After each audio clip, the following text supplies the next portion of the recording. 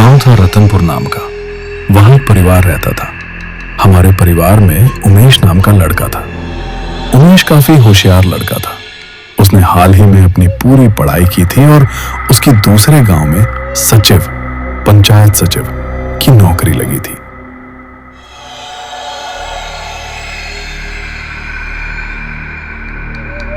वो एक ऐसी बस में बैठ गया जो सीधे जबलपुर की ओर जाती है। रतनपुर से जबलपुर काफी दूर था, इसलिए उमेश ने सोचा कि थोड़ा आराम कर लेता हूं। इससे सफर भी कट जाएगा और थकान भी दूर हो जाएगी। यही सोचते हुए उमेश की आंख लग गई। थोड़ी देर बाद जब उसकी नींद खुली तो बस एक स्टॉप पर रुकी हुई थी।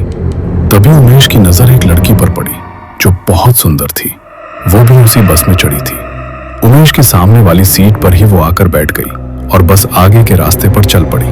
तब उमेश ने उस लड़की से पूछा, आपको कहां जाना है? जैसे ही बस ने घने जंगल में प्रवेश किया, शहर का शोर पीछे छूट गया और चारों ओर केवल ऊंचे पेड़ों की सरसराहट और परिंदों की आवाजें गूंजने लगी।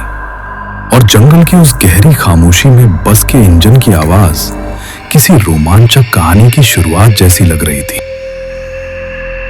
ऊंचे ऊंचे सागौन और बरगद के पेड़ों ने आसमान को इस कदर जकड़ लिया था कि दिन के उजाले में भी नीचे अंधेरा पसर गया। सूरज की रोशनी जमीन तक पहुंचने के लिए तड़प रही थी।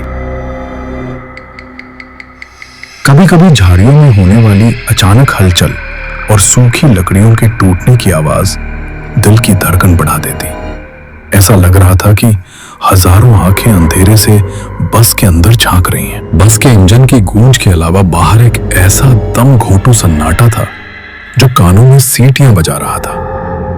पक्षियों की चहचहाहट बंद हो चुकी थी, मानो पूरा जंगल किसी शिकारी के डर से सांसें रोके बैठा हो। सड़क के मोड़ों पर अचानक से सफेद धुंध छाने लगी। खिड़की के बाहर से गुजरते सूखे पेड़ ऐसे लग रहे थे मानो कोई अजीब आकृतियां बस का पीछा कर रही। का पानी गहरा काला था और उसमें से हमेशा सड़ी हुई लाशों जैसी गंध आती थी। शाम ढलते ही वहां से घुंघरुओं की आवाजें आने लगतीं। चुड़ैल लोगों को मारने के लिए अपनी आवाज नहीं बल्कि उनकी सबसे प्रिय यादों का इस्तेमाल करती थी।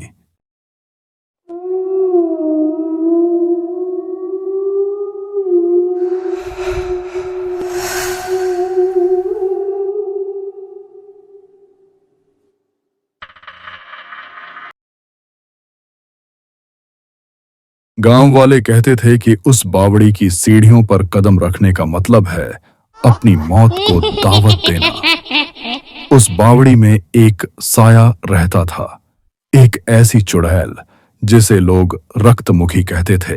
जो यहां आता है वो यहीं का होकर रह जाता है। जिस पानी ने मेरा दम घोंटा है वही पानी तुम्हारी प्यास नहीं तुम्हारी जान लेगा। तब से वह बावड़ी शापित है। आज भी अमावस्या की रात को बावड़ी का पानी लाल हो जाता है और जो कोई भी उसमें झांकता है उसे अपनी